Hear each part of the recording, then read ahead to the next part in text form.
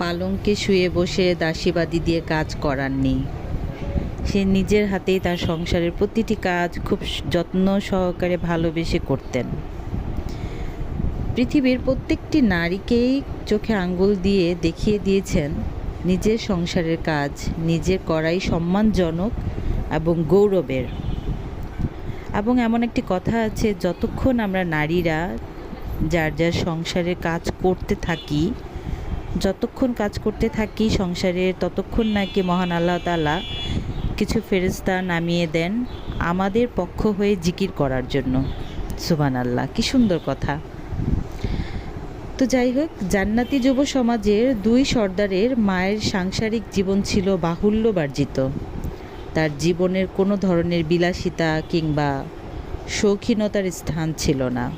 অনাড়ম্বর জীবনযাপনের মাধ্যমেই তিনি নারীকুলকে অল্পে তুষ্টি ও মিতব্যয়িতার দীক্ষা দিয়েছেন।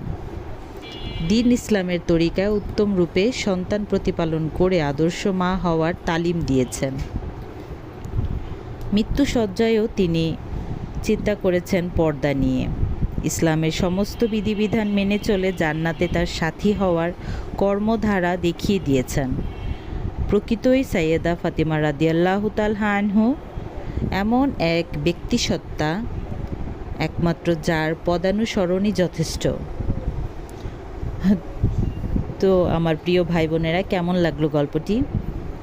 যদি আমার বলাতে কোনো ভুল হয়ে থাকে বিন্দু পরিমাণ, আমি তো আর সঠিক না, আমারও ভুল হতে পারে। কোনো ভুল হয়ে থাকলে আমাকে কমেন্টসে সঠিক বার্তাটা দিয়ে কমেন্টস করবেন। কেউ গালাগালি করবেন না, খারাপ কথা বলবেন না, দয়া করে আমার ভুলটা সংশোধন করে দিবেন। একে অপরের ভুল সংশোধন করে দেয়া, একে অপরকে সঠিক পথ দেখানোই হচ্ছে আমাদের ইসলামের বিধিবিধান বা আমাদের ইসলামের আদেশ।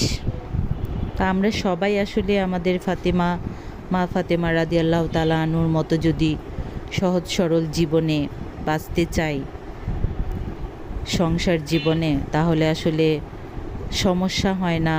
স্বামী স্ত্রীর মধ্যে এত ঝগড়া বিবাদ বা পরিবার পরিজনদের একে অপরের প্রতি, বাবা মার প্রতি, শ্বশুর শাশুড়ি, ভাই বোন, সন্তান বাবা মায়ের সাথে, মানে এত ঝগড়াঝাঁটি অশান্তি বিবাদ হয় না আসলে। সুন্দর মতেই দিনটা সহজভাবে চলে যায়।